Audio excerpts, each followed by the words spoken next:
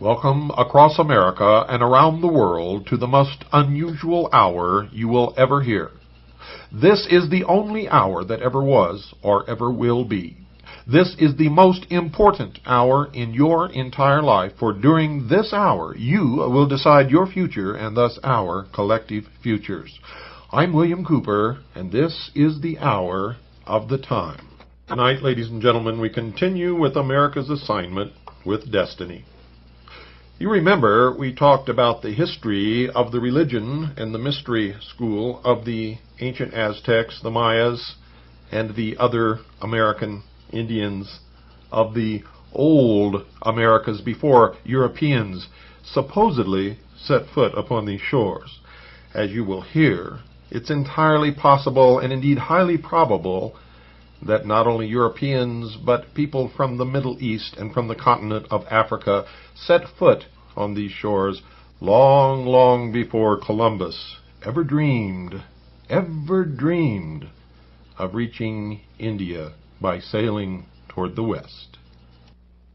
In fact, if you've been listening closely to the previous episodes of America's Assignment with Destiny, you may have already understood that the Indians were practicing almost exactly the same mystery religion that was present in the Middle East and in Egypt long, long before the birth of Christ. Many tribes, especially the Plains Indians, believed that thunder and lightning were caused by enormous birds. The rumbling sounds in the sky accompanying storms were due to the flapping of their wings, and the flashes of light were caused by the opening and closing of their eyes. In some groups, only one thunderbird was recognized. In other tribes, there were several of various colors, or a family of them. The appearance of the bird or birds is not definitely given. It might be similar to a large hawk, an eagle, or even a grouse. The thunderbird could use its wings as a bow to shoot arrows, and small meteors were believed to be the heads of these arrows. On the plains, thunderstorms were said to result from a contest between a thunderbird and a huge rattlesnake or dragon-like monster. Persons struck by lightning, if they recovered, were accepted as sages or holy men, having received a very strong medicine from this experience. In some areas, the thunderbird was closely associated with the religious mysteries or societies. Those who saw this creature in their vigils usually considered themselves as intended for a religious life. The myths and legends of the thunderbird are similar to the European and Asiatic accounts of the fabled phoenix, which you're hearing an awful lot about even today. The phoenix nested in flames and symbolized initiation and adeptship, and today it symbolizes the New World Order rising from the ashes of the old. Death and rebirth, resurrection, reincarnation, all of these are the symbols, are symbolized by the phoenix. Early drawings of the Great Seal of the United States indicate that the bird represented thereon was a phoenix rather than the eagle that you see today. Like the Mexican coat of arms, which shows an eagle with a serpent in its claws, the American device is strongly reminiscent of a thunderbird. These creatures were also said to inhabit a sky world above the clouds and served as messengers between mortals and the heavenly beings. Farther south, the thunderbird symbol merged with the quetzal and the serpent feathered with quetzal plumes. The quetzal was identical in meaning with the phoenix of Asia, North Africa, and the Near East. The feathered serpent symbolism can be traced back to the hooded nagas, or serpent gods of India, and to the winged serpents which occur in the writings and sculpturings of the ancient Egyptians. The serpent was the messenger and servant of the Earth Mother because it dwelt below ground. For this reason, rattlesnakes were released during the snake dances in order that they might carry the petitions of the tribe to the mother who dwelt below. Birds were also carriers of tidings, and as they flew upward, they bore with them prayers to the Great Father who lived in the Sky Lodge. The thunderbird was the most powerful, and was the lord of flying things. The thunderbird and the feathered snake were symbolical of the mysteries of the upper and lower regions. Priestly orders served this twofold cult, the secrets of which were revealed only by an internal mystical experience. Now remember the ancient Egyptian religion? They had the mysteries of the upper and lower regions, and the priestly orders served this twofold cult also, the androgynous god. Britain, describing various devices used by the Amerindian tribes to conserve their religious secrets, says, all these stratagems were intended to shroud with impenetrable secrecy the mysteries of the brotherhood. With the same motive, the priests formed societies of different grades of illumination, only to be entered by those willing to undergo trying ordeals, whose secrets were not to be revealed under the severest penalties. Now, anyone who's listened to our 26 episodes of the series on Mystery Babylon, the Mystery Schools, will recognize the exact same religious philosophy that permeated first the old Mediterranean world and northern Africa, and then through the episodes of the Crusades and the Templars was brought into Europe and persists to this day all over the world. The Algonquins had 3 such grades. Remember the 3 degrees of initiation? 3 degrees in 6 acts, or 18, 6, 6, 6. The 3 grades of the Algonquins were the Wabino, the Meda, and the Josekid, the last, of course, being the highest. To this, no white man was ever admitted. All tribes appear to have been controlled by these secret societies, just as our modern society is controlled by the mysteries today. Among the Amerindians, secret societies existed for the perpetuation and enlargement of the choicest knowledge of the tribe. Remember, at the heart and soul of the mysteries is illumination, the light, Lucifer. Lucifer, of course, is represented by the sun, which is the wisdom of the world. It represents the intellect. Remember the Garden of Eden, the story? That Lucifer, through his agent Satan, enticed Eve and thus man to eat of the fruit of the tree of knowledge and told them that they would not surely die and that they would be as gods. Well, this is the promise. And with that gift of intellect that man received from Satan, indirectly from Lucifer, man himself will become God. This is the heart and soul of the mystery schools.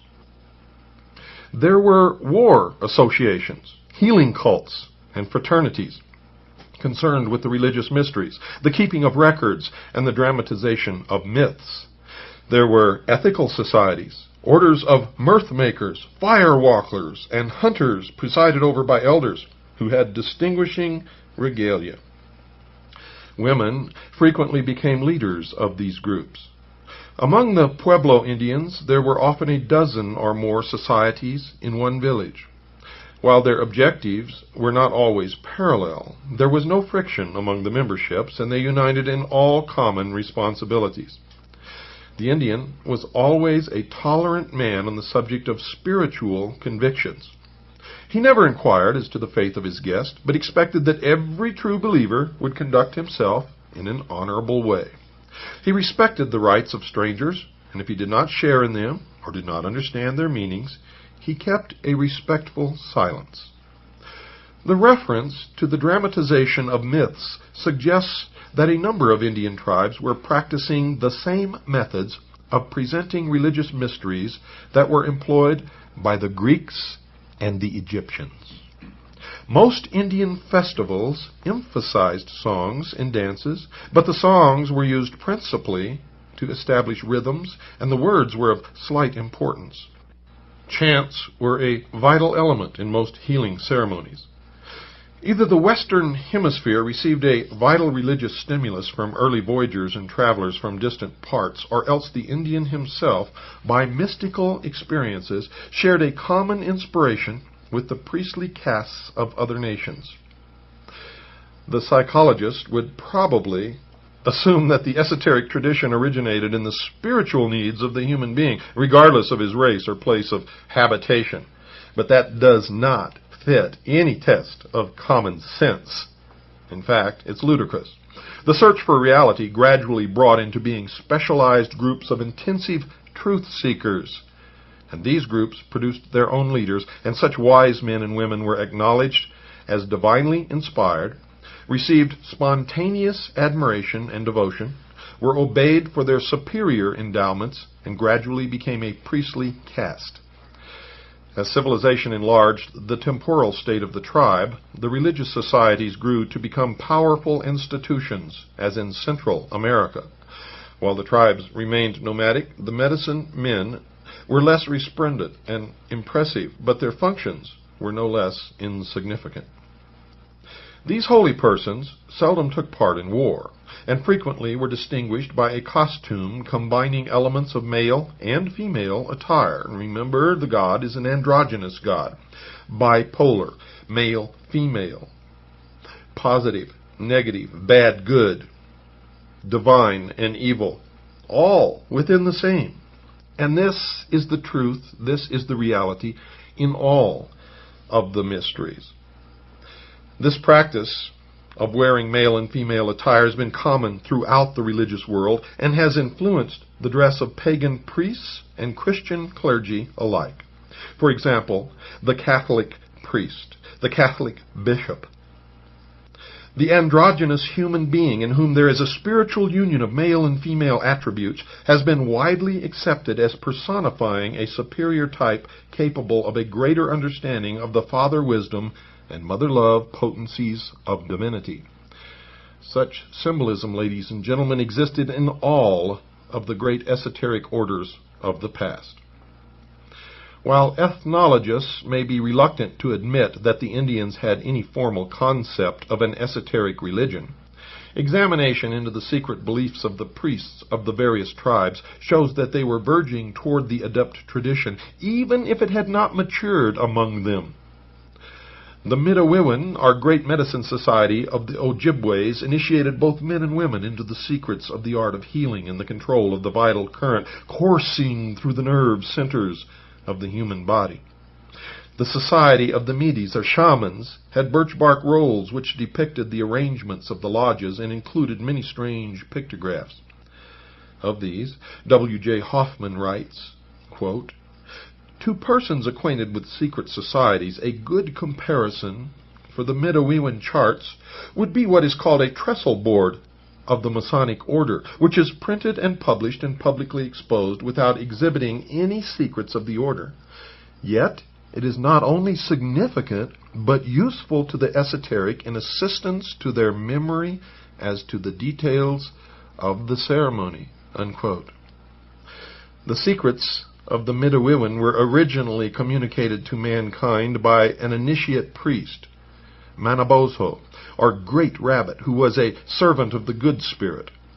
The cross was an important symbol in the Midewiwin rites, and it is interesting that the Medes steadfastly refused to give up their religion and be converted to Christianity. The controversy as to the possible Masonic significance of the Midewiwin rites may be noted, but has slight bearing upon the essential facts. Although the birch bark rolls have bestowed prominence upon the activities of this society, other tribes practiced equally significant rituals and ceremonies. Candidates advanced through 4 degrees, traveling toward the east. And where have you heard that before, steady listeners? And the lodge rooms were enclosures open to the sky and connecting with each other through doors and passageways so that they could look upon the celestial sphere. The neophyte was tested and subjected to trials and hazards, and also was presented with a sequence of visual arrangements of symbols and other esoteric paraphernalia. The purpose of the Great Medicine Society was to enlighten the human mind and soul and to bind the initiates to the service of their people. It included a method for stimulating extrasensory perceptions and a personal investigation into the secrets of nature. In 1919, Arthur C. Parker was invited into a secret lodge of the Senecas to witness their ceremonies. Here he heard the legend of Red Hand, a culture hero who could hold conversation with the Great Mystery. From the Great Mystery he learned to love all the creatures of the earth, and he spoke the language of the birds and animals. Red Hand was slain by a poisoned arrow because he would not reveal to his assassin the secret of his spiritual power. The animals, discovering by the power of scent that their brother friend had been killed, gathered in council about his body to find a means of bringing him back to life. Each of the creatures gave part of himself to restore Red Hand to the living. At last the bear came forward, and grasping the hand of the martyred hero, raised him by the strong grip of his paw. Those acquainted with the ritual of the third degree of the Blue Lodge of Freemasonry will realize that this story must have originated among the rituals of the esoteric schools, because it is the exact same ceremony of the raising of the Master Mason at the end of the initiation of the third degree by the grip of the lion's paw. Mr. Parker himself, a 32nd degree Freemason, sums up the account of his experience in the rites of the Senecas thusly, quote, "Little has been told. The door has only been held ajar the slightest space, and no secrets have been revealed. There were feather wands and deerskins, but no purple robes or crowns. Yet who shall say that the Senecas have not the thread of the legend of Osiris, or that they have not an inherent Freemasonry?" Unquote. And indeed, who can say? In the area centering in what is now New York State and extending north and south a considerable distance, the 5, later 6 nations comprising the Iroquois League attained a high state of social and political integrity. The 2 great leaders of these Amerinds were Daganoweda and Hiawatha. It is impossible to study the life of Daganoweda, whose coming was announced by a mysterious visitor from the heaven world, without realizing that he fulfilled all the requirements of the adept tradition. Daganoweda was born of an immaculate conception. Let me say that again for you folks. Daganoweda was born of an immaculate conception, possessed the power to work miracles, prayed and fasted, practiced the vigils, was confirmed in his mission by the Great Father, and passed through numerous trials and persecutions. Hiawatha became his first and most distinguished disciple, and these 2, working together, sought to establish everlasting peace among their peoples. The founder of the Inca dynasty of Peru was the initiate statesman Manco Capac, who flourished in the 11th century A.D. He reformed the social and religious life of the tribes of the Aymara Quichua race in the capital city of Cuzco, which he built. Manco Capac established the religion of the sun. He was a statesman of ability and claimed to be a direct descendant of the sun god. The empire of the Incas, which he founded, is remembered especially for its experiments in socialized living.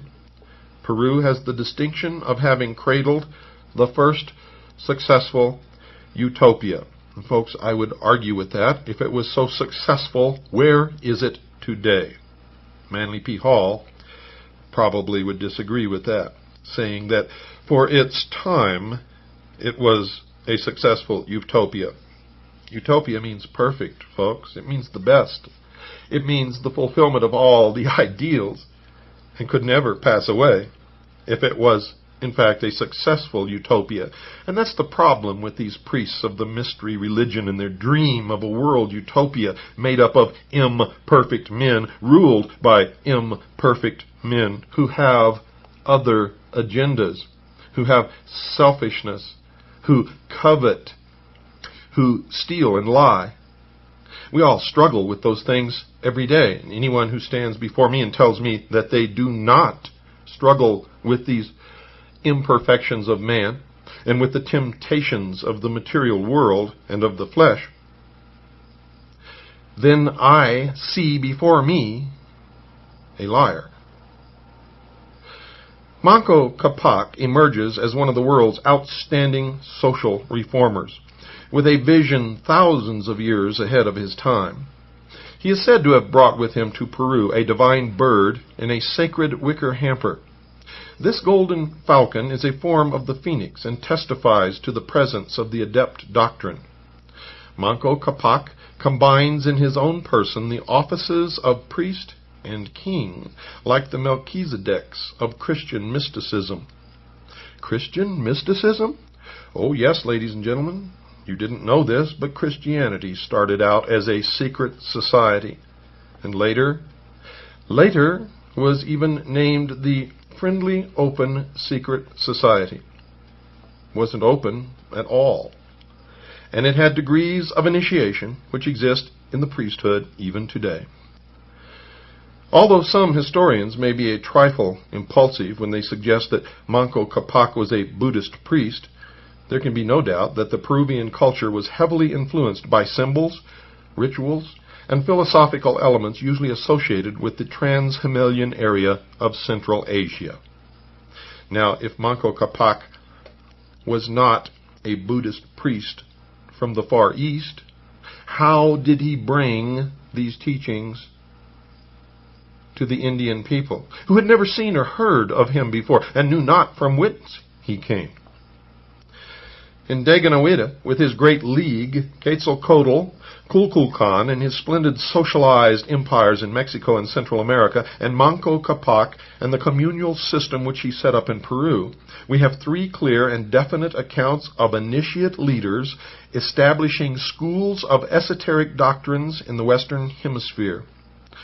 From a consideration of their attainments and the systems which they inaugurated, we can come to but one conclusion, ladies and gentlemen. The mystery schools of antiquity were represented in the Americas by institutions identical in principle and in purpose with those of Asia and the Mediterranean countries. How could this be? How indeed? Is it true that at one time, according to the theory of plate tectonics, that all of the continents were together in one, and that there was free interchange and activity conducted between all of the peoples of the earth? Were they indeed at one time ruled by one great ruler in one great city? And was there at one time one great continent in the whole world known as Atlantis?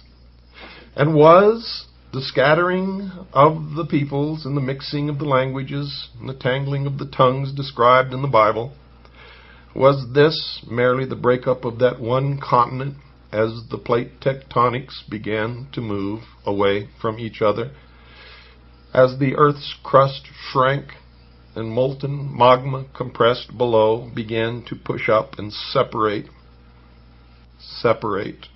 the pieces of land from each other? Was this the scattering of the peoples? Was this the destruction of the Tower of Babel? Was this the real truth of what happened in history? It doesn't say that here. This is what has come to mind in my own research, and may account for many of the legends of all the peoples of the earth. We have much more study to do, much more putting together of the pieces of the puzzle. But folks, of all the studies that have ever been made, we believe that our conclusions are probably closer to the truth than anyone else has ever come. In any case, we hope we are, and if we're not, we certainly will pick up the thread of truth wherever it leads us, and if we turn out to be wrong, you will be the first to hear it. But it appears to us that at one time, all of the peoples of the world had a common source of religion and knowledge. and that somehow these people were scattered over the earth and lost their contact with each other and lost their contact with the source of their religion and their knowledge. And even though some of the portions of their society and some of their religions may differ slightly, at the heart and core of all of them they are the same. And that is what is important, that you understand that somehow the great mystery religions and the great societies that existed in ancient Egypt and Mesopotamia and Greece and eventually in Europe were nothing new to the peoples who lived in South America and North America and on the Asian continent. And the mysteries were even known to the Aboriginals in the continent of Australia, in the islands of New Guinea, in the rainforests of the Amazon jungle. So you see, folks, what we are talking about here is not the story of one sacrificed king, but the story existed amongst all peoples in all areas of all the islands and continents and lands of the world. To all peoples there appeared a man who taught the same teachings, who experienced the same persecutions and ultimately the same death, the sacrificed king, that we in the Western world have always known as Jesus Christ. Was it the same man who appeared to all peoples? Or were they different men sent by God who appeared to all peoples? Or were they merely men who pulled off in their different cultures and societies the greatest hoax in the world? I don't know the answer to these questions at all. What I believe about Jesus Christ, I believe through faith alone. For indeed, no one has ever been able to even prove that the man really lived and walked upon the face of this earth in the Middle East, and I'm speaking of the man that we know as Jesus Christ, and not all of the other people who appeared to various cultures and various societies in the world, who fulfilled the same role to those people. And maybe that's why it was so difficult to convert some peoples to Christianity. Maybe they already were, in their own way, Christians. It's time for our break, folks. Don't go away. I'll be right back after this very short pause. Prevailing historical accounts which deal with the discovery and colonization of the Western Hemisphere must someday be completely revised. Modern scholars have accepted without proper reflection a fabrication of lies, fashioned to deceive and to prevent the recognition of facts which are detrimental, even dangerous to the ulterior motives of very, very powerful interests. Time, ladies and gentlemen, will reveal that the continent now known as America was actually discovered and to a considerable degree explored more than 1,000 years before the beginning of the Christian era. The true story was in the keeping of the mystery schools and passed from them to the secret societies of the medieval world. The esoteric orders of Europe, Asia, and the Near East were in at least irregular communication with the priesthoods of the more advanced Amerindian nations.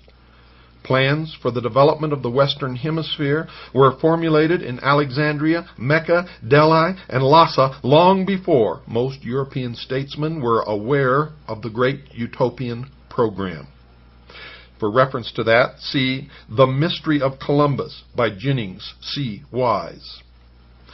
The explorers who opened the New World operated from a master plan, the same plan that is in operation today, and they were agents of rediscovery rather than discoverers. Very little is known, folks, about the origin, lives, characters, and policies of these intrepid adventurers. Although they lived in a century amply provided with historians and biographers, these saw fit either to remain silent or to invent plausible accounts without substance.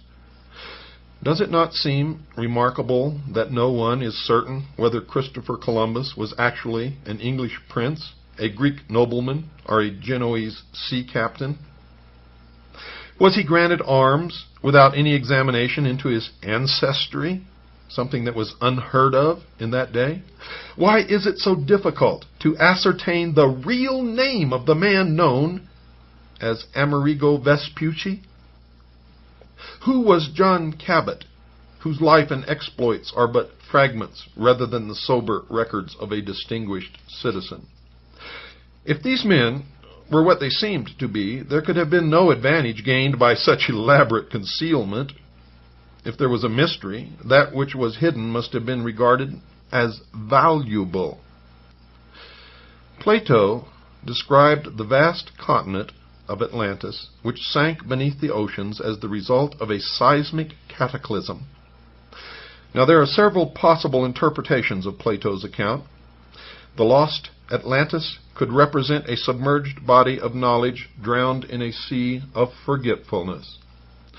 This would explain and justify Bacon's restoration of the fable, which was nothing more than bringing into light matters long hidden. According to the Critias, the oceans became so agitated and laden with mud and slime that navigation to the west ceased. Sailors feared to go beyond the Pillars of Hercules toward those Hesperic isles sacred to the mysteries. Even had Christian nations dared to violate the edicts of the sacred schools, such audacity would have been held in check by the power of Islam, seated in the Holy House at Cairo, and the edicts of Lhasa backed by the armed strength of the Mongol Empire. The East agreed to preserve the boundaries of Europe if the European states would bind themselves in a solemn alliance to refrain from exploiting the resources of the Western Hemisphere. Now, why would they insist upon that agreement when no one knew anything about the Western Hemisphere, at least to the public eye? Fear of a terrible retribution from beyond the walls of Gog and Magog prevented the popes from violating their agreement, and without the leadership of the church, the great families dared not engage in private projects. When the appointed hour came, the secret societies selected their own agents to initiate the program of exploration, and thus began America's secret assignment with destiny. Was Columbus then working, asks Grace A. Findler, either as an individual or as a chosen representative of secret societies to bring into expression the old utopian ideals and to directionalize them across the seas?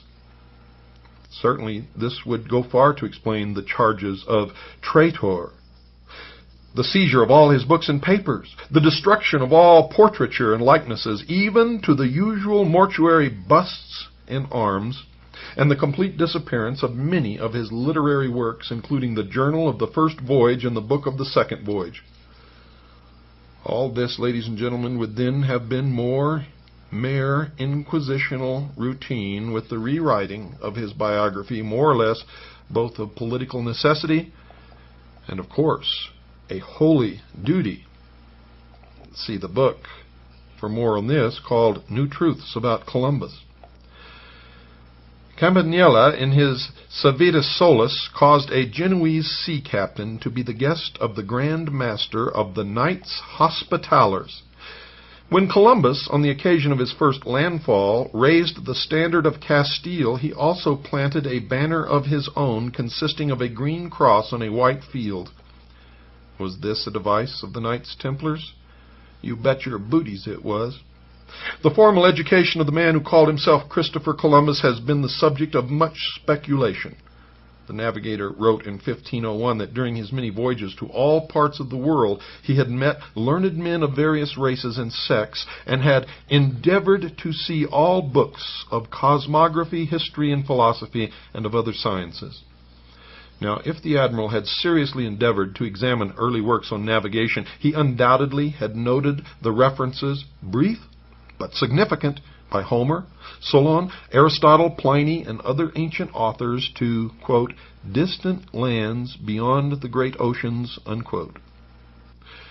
Plutarch's voyagers must have explored vast areas, and Verplanck Colvin summarizes the old accounts thus, quote, in the days of Homer, or rather before his time, navigators traveled thousands of miles out into the Atlantic and back across it. They were guided in their voyages by the stars, unquote. For reference to that, see geographical and mathematical discussions of Plutarch's accounts of ancient voyages to the New World. Remember, folks, remember my admonition, don't believe anything that you hear on this program unless you go research it for yourself and verify that it is indeed true. This is one of the greatest secrets that have been held by the mysteries for thousands of years. This needs to be brought to light, for I believe wholeheartedly that this is the truth of the matter, and my research has indicated to me that it is nothing else but the truth. One group of authorities considers it probable that Columbus was little better than an illiterate sailor, and that his rudiments of learning were derived from a guild school supposed to have been established by the weavers of the city of Genoa. The opposing faction of historians insists that Columbus possessed considerable scholarship even before his celebrated journey. According to Henry Harisi, an outstanding writer on the Columbus mystery, the navigator left 97 manuscripts and over 25,000 marginalia, which may be considered a remarkable achievement for an illiterate. How many illiterates do you know who have ever written anything? Much less 97 manuscripts and over 25,000 marginalia. The truth is that the admiral cannot be explained without reference to the secret societies, which were the peculiar custodians of the exact information which he required. They were, and are, and always will be, unless the sheeple of the world wake up to the fact, the guardians of the secrets of the ages. The religious and mystical inclinations of the great discoverer are mentioned by most of his biographers. At times, Columbus dressed in a plain robe and girdle similar to the costume of the Franciscan order. It was reported by his son that Columbus died wearing a Franciscan frock. It is not known, however, that he was directly associated with this order, even as a lay brother. Several religious groups of the times, including fraternities known to be connected with the esoteric tradition, favored this kind of habit. Perhaps the peculiarities of his costume were overlooked or conveniently forgotten. Of course, when we see pictures of Columbus, we never see him dressed in the robe of the Franciscan order, now do we? The admiral regarded himself as chosen by heaven to fulfill a great mission and was strengthened by the conviction that he was guarded and guided by the divine providence. Where have you heard that before? Divine providence was spoken of by Columbus and by all of our forefathers, who also, by the way, belonged to the same mystery religion. Such contemporary reports, folks, could imply far more than modern writers would like to acknowledge, and far more than you probably even want to hear. In these troublous times, it was customary for the members of secret societies to conceal the true source of their instructions by some general statement about heavenly guidance. The mystical instincts of the admiral, his belief in miracles, prophecies, and the doctrine of preordination have been advanced by some critics as proofs of his mental instability, a la David Koresh. Referring to what he calls the colossal mystical self-confidence of Columbus, John Bartlett Brebner writes that it was so integral a part of the navigator that he could believe on one occasion in his voyaging that God had led him to the new heaven and new earth of revelation, and in his darkest hour he knew that God spoke to him in encouragement. On his third voyage, the navigator believed that he heard the voice of God speaking words of strength and comfort. On his fourth voyage, when great emergencies threatened the entire enterprise, the admiral fell into a trance, and a voice spoke to him and said, quote, "O fool, and slow to believe and to serve thy God, the God of all, what did he do more for Moses or for David, his servant, than he has done for thee?" Unquote. For reference to that, see the book called The Explorers of North America. Columbus, folks, may have been a disciple or student of the illuminated Raymond Lully. There is a persistent rumor to this effect. He was also involved with the group perpetuating the political convictions of Dante. The following tribute to the Italian poet is indicative and stimulating. Quote, "Dante himself was a member of the Albigensian Church, and it is said for a number of years officiated as pastor of that powerful organization in various European cities. He was a friend of Roger Bacon and an associate and advisor of powerful leaders in the ancient order of the Temple, which was at the date of his death, while apparently at the summit of its power, actually nearing its own disastrous end. Dante is said to have been an initiate of the esoteric doctrines of the Templars." Columbus made use of ciphers and cryptic allegorical expressions and figures of speech. While such ciphers are known to exist in his manuscripts, no systematic effort to decode them has come to public attention. Cecil Jane conjectured that Columbus in his cryptic signatures made use of something resembling a Baconian cipher intended to convey information which could not be directly communicated and to supply the clue to a secret otherwise carefully concealed. See the book entitled Contemporary Historical Review, Volume 1, 37.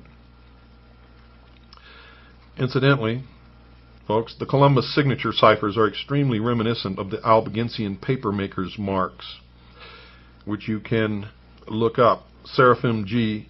Canotis, J.D. of the University of Athens, in his work Christopher Columbus, a Greek nobleman, attempted to restore the early life of the great discoverer. His findings, calculated to sustain the title of his book, are most, quote, illuminating, unquote.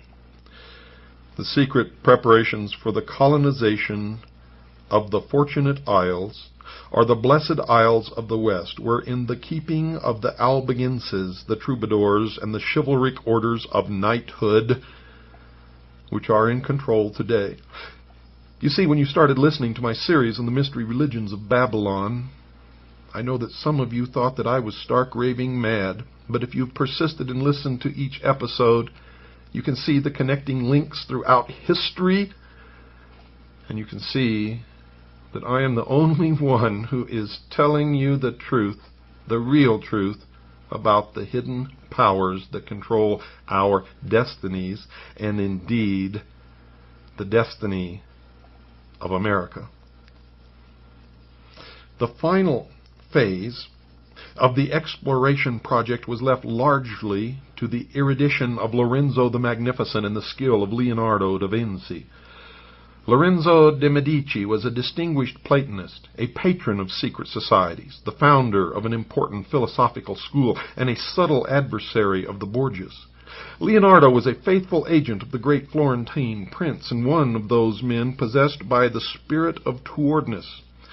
Although Lorenzo did not live to see the fulfillment of the great plan, quote unquote, he spoke the magic word which opened for Columbus the most exclusive institutions in Europe and invested him with the temporal means for acquiring a measure of consideration from liberal princes and scholars. You see, it was the invisible hand of the Medici that balanced on end the celebrated egg. The conclusions of Columbus concerning the shape of the earth indicate that he was acquainted with the esoteric traditions of Asia and the Near East. He partly revealed the source of his own instructions when he declared the planet to be shaped like a pear, the upper end of which projected toward the sky like the boss in the center of a shield, and it was not until we put satellites in the sky that the modern man discovered that the earth is shaped like a pear. And this discovery, ladies and gentlemen, came only recently. Only recently. So we know that Columbus did have some source of esoteric truth that was not known by the common man and was way beyond the ability of those at that time to even perceive or to know, unless they were the remnant of some great society that had gone before and was destroyed. Now, I'm not telling you that that's the truth, for no one really knows, but that's what all of the evidence seems to point to. And who are these people, the survivors? Well, I would not even want to venture a guess at this point, but I certainly want to continue my research, and I want you to continue yours, and together we will find out. Now, what he knew about the earth is that the top of this protuberance of the pear-shaped earth was the terrestrial paradise where none could go except by the grace of God. The admiral noted that this shape coincided with the opinions of certain holy and wise theologians, but he failed to mention the sects or religions to which they belonged. The earth mountain was certainly the Meru of the Brahmins and the sacred hill of the Egyptian mysteries. Mount Meru, like Chang Shambhala, Olympus, and the peak described in the Revelation are all veiled allusions to the invisible government of the earth. In case you didn't hear that, I'm going to repeat it. The earth mountain was certainly the Meru of the Brahmins and the sacred hill of the Egyptian mysteries. Mount Meru, like Chang Shambhala, Olympus, and the peak described in the Revelation are all veiled allusions to the invisible government of the earth. Nor should it be assumed, ladies and gentlemen, that all historical uncertainty centered around Columbus. Cologne, the dove of Genoa. The case of John Cabot is equally curious. There may be more than passing interest in the observation of one research student who said, quote, "When Columbus in the interim between voyages disappears from public view, John Cabot appears and permanently disappears when Columbus reappears," unquote. See the book entitled New Truths About Columbus by Grace A. Findler for reference to that. You see, it's easy to forget that John Cabot was really Giovanni Caboto, born in Genoa and a naturalized citizen of Venice. It was especially mentioned that in one of his journeys, Cabot visited Mecca, and like Columbus, was acquainted with the wise men of the Near East. It has even been suggested that he had contacted the religious and political convictions of the secret Christian sect of the Johannites, which played so large a part in the esoteric doctrines of the Templars. Cabot conveniently found the ear of the English king and was immediately entrusted with a delicate diplomatic mission to Denmark to arbitrate disputes over the fisheries of Iceland.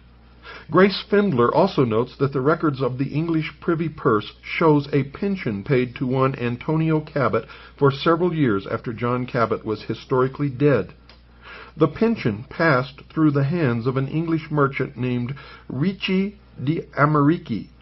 The voyages of Cabot were important inasmuch as they resulted in a division which gave most of North America to the English group, which was free from the theological and mercenary pressures of the Spanish program. You see, the great plan reached the Western Hemisphere through a series of incidents. Many early explorers and colonizers are known to have been associated with secret societies. There is no historical way of determining the secret spiritual convictions of so-called conquistadores, adventurers and founders of plantations. It is a well-established fact, folks, that arts, sciences, philosophies, and political convictions accompany less valuable merchandise along trade routes and caravan trails. Some of the colonizers were probably unaware of the parts they were playing, and the settlements which they founded remained for generations without the strength or security to advance ideological programs.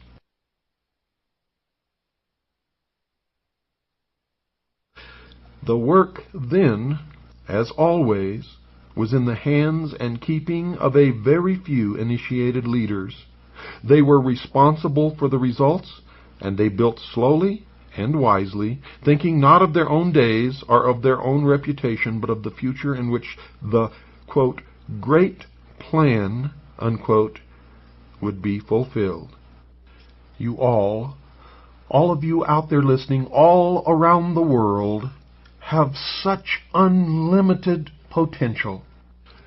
If only your own personal handsome prince or princess could deliver to your lips that magic kiss that would wake you from your profound sleep. Good night, and God bless you all.